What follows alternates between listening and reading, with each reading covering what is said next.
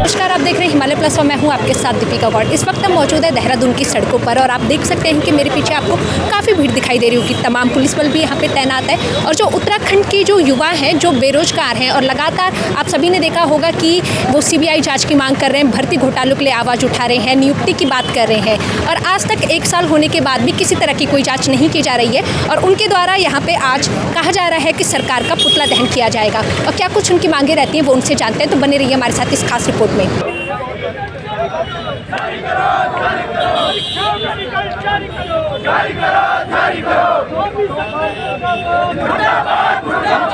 साथियों,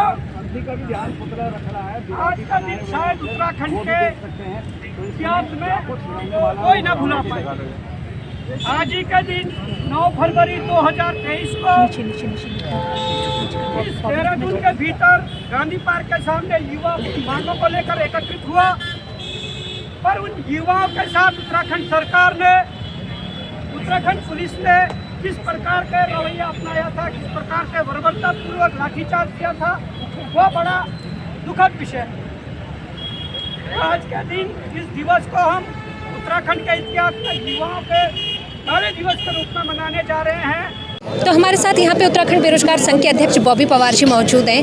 बॉबी जी, लंबे समय से आप लोग भर्ती घोटाले को लेकर आवाज़ उठा रहे हैं, साथ ही आप CBI जांच की मांग भी कर रहे थे और साथ ही हम देख रहे हैं कि 9 फरवरी को 1 साल भी पूरा हो गया जो युवाओं पे लाठीचार्ज हुआ था 1 साल पहले, और साथ ही आज आप लोगों ने पुतला दहन किया, इस बारे में बताइए। देखिए, आज के दिवस को काले दिवस के रूप में मनाया जा रहा है। वो इसलिए कि पिछले 9 फरवरी 2023 को गांधी पार्क और घंटाघर के सम्मुख जैसे युवाओं पर बर्बरतापूर्वक लाठीचार्ज किया गया, युवाओं को जेल भेजा गया, युवाओं पर मुकदमे किए गए, उसके विरोध स्वरूप आज ये पूरा 1 साल होने पर एक उसकी काले दिवस के रूप में मनाया गया है। और हम कहते हैं कि जिस प्रकार से जो चीज़ें हुई है, जिस प्रकार से सरकार ने जो वादे किए थे, उनमें सबसे बड़ा वादा ये था, धामी जी ने कहा कि हम CBI जांच करवाएंगे और आज तक ना तो CBI आई। धामी जी कहते हैं 2025 तक भ्रष्टाचार मुक्त करेंगे। कैसे करोगे जब भ्रष्टाचारी आपके विभागों के अंदर है, जब भ्रष्टाचारी आपके कैबिनेट के अंदर है, तो कैसे भ्रष्टाचार से मुक्ति पाओगे।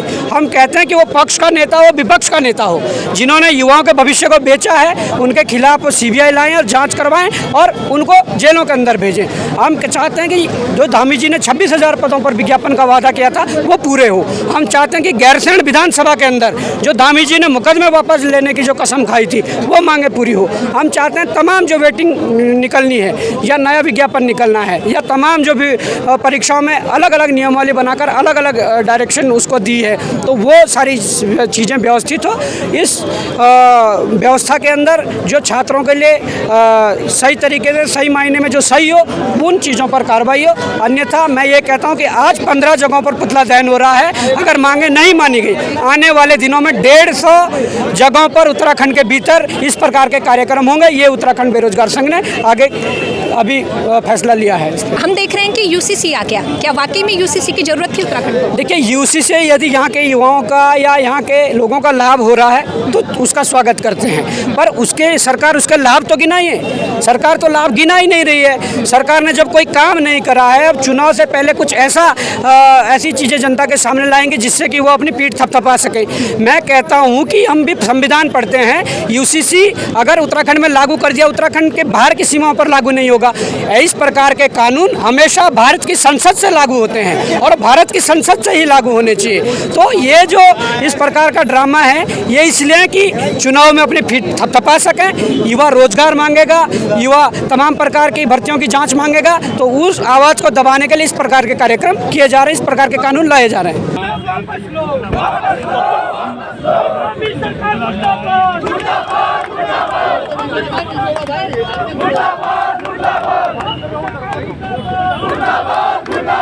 तो हमारे साथ यहाँ पे महिला मौजूद है। मैडम, आपसे जानना चाहेंगे, आज 9 फरवरी को आप लोग सभी यहाँ पे पहुँच गए, लैंसीडॉन चौक पे आप लोगों के द्वारा पुतला दहन किया गया है। हाँ जी मैम, हमारा रीज़न सिर्फ ये है कि हमेशा से वेटिंग लिस्ट जारी हुई है और अभी हाल ही में जितने भी पेपर हुए हैं उसमें बच्चों के एक ही बच्चे का 2-2, 4-4 जिन जगह सिलेक्शन हुआ है, तो वो बच्चा एक ही पद में तो सिलेक्शन लेगा।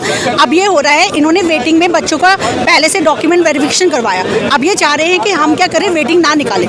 तो तो एकदम से इन्होंने ऐसे नियमावली क्यों बनाई कि क्लब एग्जाम में वेटिंग नहीं आएगी, जबकि हमेशा से आती आई है। हरीश रावत जी की जब सरकार थी तब भी आई है, तो अब क्यों नहीं वेटिंग आएगी? तो हम ये चाहते हैं वेटिंग लिस्ट आनी चाहिए, सब में आनी चाहिए, क्लब एग्जाम में वेटिंग आनी चाहिए। यानी आपके कहने का मतलब ये है कि कांग्रेस के टाइम पे वेटिंग लिस्ट आ जाती थी, लेकिन भाजपा के समय पे नहीं आई। 2019 तक वेटिंग लिस्ट आई है, बस अभी हाल ही में इन्होंने वेटिंग लिस्ट की नियमावली बनाई जिसमें क्लब एग्जाम में वेटिंग नहीं आई। छात्र आए हैं, सब अधिकतर जो हैं सभी वेटिंग लिस्ट के लिए आए हुए हैं। आज से पूर्व जो भी थे बडोनी जी थे, हमारे सचिव बडोनी जी थे अध्ययन सेवा चयन आयोग में, उनके टाइम पे वेटिंग निकाली गई। धामी जी ने घोषणा करी कि हम बच्चों के लिए प्रतीक्षा सूची नियमावली ला रहे हैं। उससे ये होगा कि एक बेटे का, एक भाई बहन का चयन अगर एक से अधिक परीक्षाओं में हुआ है तो उससे सीटें रिक्त नहीं जाएंगी, उसके लिए हम वेटिंग लिस्ट लाएंगे। लेकिन वो 10 अक्टूबर 2023 को ये उनकी वेटिंग लिस्ट है मैडम, ये उन्होंने वेटिंग लिस्ट निकलवाई और वेटिंग लिस्ट में साफ कह दिया कि इसमें जो है एकल संवर्ग में तो वेटिंग आएगी प्रतीक्षा सूची, लेकिन बहुल संवर्ग या क्लब एग्जाम में नहीं आएगी। हम धामी सरकार से ये पूछना चाहते हैं, वर्तमान में कितनी भर्ती परीक्षाएं जो एकल में हो रही हैं? सिर्फ एक फॉरेस्ट गार्ड वन आरक्षी की भर्ती है जो एकल संवर्ग में होती है। बाकी कनिष्ठ सहायक, वरिष्ठ सहायक, सहायक लेखाकार, कर्मशाला अनुदेशक, वीडियो, वीपीडीओ, पटवारी लेखपाल, सारी भर्तियां कंबाइंड में कराई जाती हैं। बहुत सारे विभागों की एक ही भर्ती कराई जाती है। जब उसमें वेटिंग नहीं आएगी तो छात्रों के हित में कहाँ है नियमावली? क्यों नहीं कर रहे हो आप इसमें संशोधन? क्यों गुमराह कर रहे हो हमें? क्यों बेवकूफ़ बना रहे हो? मैडम मैं हरिद्वार से लास्ट गाँव से आया हूँ, यहाँ से 150 किलोमीटर पीछे से पैदल चल के आया हूँ। और हम ऐसा नहीं कि सिर्फ आज रोड पे उतरे हैं, हम पिछले 5 से 6 महीनों से हम बीजेपी कार्यालय जा रहे हैं, आयोग के अध्यक्ष साहब से मिलने जा रहे हैं, सचिव जी को जा रहे हैं, अपने ज्ञापन दे रहे हैं, सीएम आवास को हमने लेटर लिखे हैं, लेकिन हमारी कोई सुनवाई नहीं हुई। मजबूरन हमें रोड पे उतरना पड़ा। ऐसा कब तक आप लोग सड़कों पर निकले? हम तो बेरोजगार हैं, हमारी तो कोई जब सुनने वाला नहीं है तो हम लास्ट चारा यही होता है कि बेरोजगार अपनी पढ़ाई लिखाई छोड़ के रोड पे उतरे। और कौन सुन रहा है? हमारी कोई सुनता ही तो नहीं है। राज्य सरकार हमारी सुन नहीं रही है, मंत्री हमारी सुन नहीं रहे हैं, हमारे जनप्रतिनिधि हमारी सुन नहीं रहे हैं। सब उनके पीए बता दें कि आज मैडम दिल्ली हैं, आज वो वहाँ हैं, कोई नहीं सुन रहा हमारी। मजबूरी में फिर हम उत्तराखंड बेरोजगार संघ के साथ में आकर रोड पे उतरना पड़ा है मैडम। अगर हमारी सुनवाई हो जाए, हमारी मांग पूरी हो जाए तो इससे अच्छी बात क्या। पुलिस वेटिंग को लेकर के लड़कों के पैर घिस गए हैं मुख्यालय, पुलिस मुख्यालय आयोग में। बच्चे डेली आ रहे हैं पुलिस मुख्यालय से हरिद्वार आयोग में, लेकिन समझ में नहीं आ रहा वो फाइल कहाँ गायब है, कहाँ बीच में फंसी हुई है। यही हाल हमारा कनिष्ठ सहायक के एग्जाम को 2020 की भर्ती है, 746 कनिष्ठ सहायक। अध्ययन सेवा चयन आयोग ने 2020 में ये विज्ञप्ति निकाली थी। 31 अक्टूबर 2021 को इसका एग्जाम कंडक्ट हुआ और मैडम मई 2023 में इसका रिजल्ट आया। आज रिजल्ट आए हुए 8 महीने हो चुके हैं, लेकिन इसकी कोई वेटिंग नहीं निकाली गई है। हमें गुमराह कर रहे हैं। हम मारतुलिया जी के पास गए हैं, सचिव जी के पास गए हैं, उन्हें हमने ज्ञापन दिए हैं, लेकिन कह रहे हैं कि इसमें वेटिंग नहीं आ सकती। क्यों नहीं आ सकती? क्योंकि इसमें जो है नियमावली आ गई है। पूर्व में तो नियमावली नहीं थी, पूर्व में तो वेटिंग आती थी ना, तो फिर क्यों हमारे साथ ये धोखा किया गया? क्यों नियमावली लाए? इससे पूर्व में तो बहुत संवर्ग में वेटिंग आती थी, अब भी लाइए, आप वेटिंग लाइए। बच्चों का अगर आपको भविष्य की चिंता है तो उनके लिए वेटिंग लाइए। हर एग्जाम में मैम 150 से 200 सीटें खाली जा रही हैं, पटवारी में खाली जा रही हैं, वीडियो वीपीडीओ में खाली जा रही हैं, कनिष्ठ सहायक 746 में खाली जा रही हैं, कर्मशाला अनुदेशक में खाली जा रही हैं। हर एग्जाम में मैम रिक्तियाँ जा रही हैं। कोई भी फॉर्म, कोई भी विज्ञप्ति पूरी नहीं भरी गई, सब में कुछ ना कुछ पद खाली आ रहे हैं। हम बस ये चाहते हैं वेटिंग लिस्ट जारी की जाए और हमारी जो जितनी भी वेटिंग लिस्ट करके सारे बच्चों को नियुक्ति दी जाए बस। तो भी आपने देखा कि हमने तमाम लोगों से बात करी और साथ ही जो आज राजधानी देहरादून में पुतला दहन किया गया है, वो टिहरी लोकसभा में जितने भी क्षेत्र पड़ते हैं काफ़ी जगह वो पुतला दहन किया गया और साथ ही बॉबी पवार ने सरकार को चेतावनी दी है कि समस्त जो टिहरी जनपद में जो जितने भी क्षेत्र पड़ते हैं वहाँ पे सरकार का पुतला दहन किया गया और सरकार को इससे समझ जाना चाहिए और चेता जाना चाहिए। और इसी तरह की तमाम खबरों के लिए हमारे साथ हिमालय प्लस पे बने रहिए। देहरादून से मैं दीपिका गौड़ अपने सहयोगी हर्षित के साथ।